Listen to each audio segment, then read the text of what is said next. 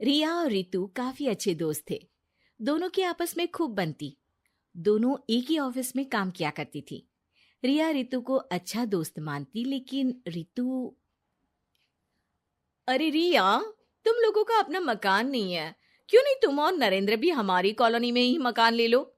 हाँ यार, आइडिया तो अच्छा है, लेकिन इतने पैसे आएंगे कहाँ से? अरे, हमारे होते हुए तुम्हें घबराने की जरूरत नहीं है। रुको, मैं अपने दूर के एक भाई से बात करती हूँ। उसका यही काम है, लोगों को घर दिलाना।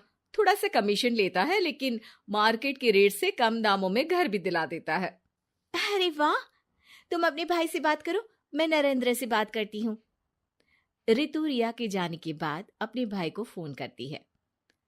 अरे भाई, कोई मकान बिक रहा हो तो बताओ, मेरी एक सहेली को चाहिए। अरे है ना, पूरे 40 लाख का है। ओ भाई, ठीक है, फिर मैं उसे 45 लाख का बोलूंगी। दोनों मिलकर 5 लाख का आधा आधा बांट लेंगे, ठीक है? रितु रिया को मकान दिला देती है, लेकिन एक दिन उसका नया मकान देखने नरेंद्र की बहन आती है। अरे भैया, मकान तो अच्छा है, कितने का लिया? तुम्हारी भाभी की सहेली ने दिलवाया है, बड़ा ही ठीक रेट में मिल गया नीरू, सिर्फ 45 लाख का। तभी नीरू का पति बोलता है। नरेंद्र, ये तो बहुत महंगा है। मेरे दोस्त ने भी यही मकान सिर्फ 38 लाख में लिया है।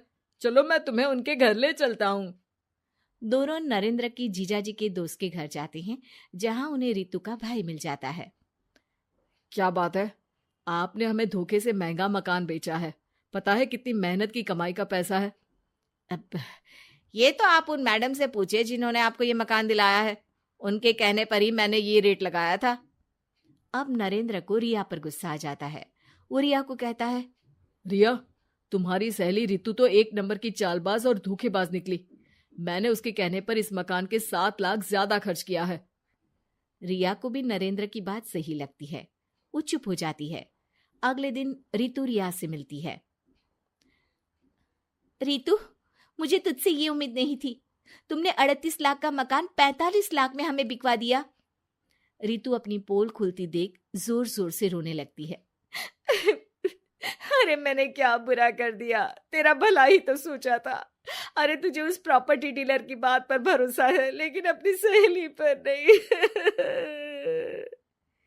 रिया को रितु के आंसू सच्चे लगते हैं और वो उसे शांत करती है। अरे अच्छा, शांत हो जा, चुप हो जा। सॉरी, हम लोगों की ही गलती है। हमें मार्केट में पहले रेट पता कर लेना चाहिए था। चल सॉरी। अब रितु आए दिन लोगों से रिया के पीठ पीछे बुराई किया करती थी। रितु अपनी ही दूसरी ऑफिस के सहयोगी से कहती है, अरे ये रिया भले ही मेरी अच्छी दोस्त हो, लेकिन एक नंबर की कंजूस है ये। कभी कुछ खाने जाओ तो पैसा मुझे ही भरना पड़ता है। तभी वहां रिया आ जाती है। अरे रितु, सॉरी यार, वो कल के खाने के पैसे तुझे देने पड़े, चेक कर ले। अब मैंने तुझे पेटीएम कर दिया है। अच्छा चल, मैं जा रही हूँ। रिजाइन जो दे रही हूँ, बाद में बात करते हैं। रिजाइन? क्यों? तूने अपनी बेस्ट फ्रेंड यानी मुझे भी नहीं बताया, क्यों? अरे नहीं यार, ऑल सडन प्लान बना। दरअसल ये नया घर का ईएमआई निकालनी काफी मुश्किल हो रही है, तो सोचा घर पर ही कोई बिजनेस कर लूं। अब इतनी थोड़ी सी कमाई में हो नहीं पा रहा है ना। अच्छा अच्छा, क्या बिजनेस करेगी? देख, तू तो जानती है कि यहाँ मुझे सिर्फ 15,000 मिलता है, लेकिन घर में बच्चों का प्ले स्कूल खोलूंगी तो पूरे 4,000 एक बच्चे से मिलेगा। 10 भी आ गए बच्चे तो पूरे 40,000 की कमाई, वो भी घर पर रहकर। है ना अच्छा आइडिया? रितु को रिया की बात से जलन होती है। वो कहती है, अरे फिर 10 क्या, 50 बच्चे का ही सोचना। अरे कहाँ यार, घर में इतनी जगह कहाँ। सुन ना, एक काम करते हैं, हम मिलजुल कर किराए का मकान लेकर उसे सजाते हैं। फिर ज्यादा कमरे होंगे तो ज्यादा बच्चे आ सकेंगे ना। हाँ, लेकिन मैं एक बार नरेंद्र से पूछ लेती हूँ। रिया नरेंद्र को सारी बात बताती है। देख लो रिया, मुझे तुम्हारी इस सहेली में जरा सा भी विश्वास नहीं है। अरे नहीं नहीं, वो ऐसी नहीं है। मिलकर काम करेंगे, जो पैसे आएंगे आधे आधे बांट लेंगे। इसमें बुरा क्या है, काम भी अच्छा होगा। फिर क्या था, दोनों मिलकर काम शुरू करते हैं। पूरा कमरा बच्चों के हिसाब से सजा दिया जाता है। टीवी, फ्रिज, बेड और न जाने क्या क्या। तेरे और मेरे मिलाकर 2 लाख का खर्च हो गया। अरे कोई बात नहीं, पैसे कमाने के लिए इन्वेस्टमेंट तो करनी पड़ती है। अब इतनी बड़ी रकम है, अच्छा है कि दोनों ने मिलकर कर ली, वरना एक के बस की तो बात नहीं है। हाँ, लेकिन अब मैं ना एक बात बोलना चाहती हूँ। देखो, पिछले 2 महीनों से जब से ये काम चल रहा है, सारी मेहनत मेरी ही है। मैं ही सारा सारा दिन यहाँ का काम देखती हूँ। तो अब मैं तुम्हारे साथ ये काम नहीं करूंगी। अकेले मैं ये स्कूल चलाऊंगी। अरे ऐसे मत बोलो रितु, मैंने नौकरी भी छोड़ दी। थोड़ी बहुत सेविंग्स थी, वो भी मैंने स्कूल को बनाने में लगा दी। अब यार, तुम तो आलसी भी हो। मुझे नहीं लगता तुम ये काम कर पाओगी। रितु, नरेंद्र ठीक बोलते थे, तुम भरोसे के लायक नहीं हो।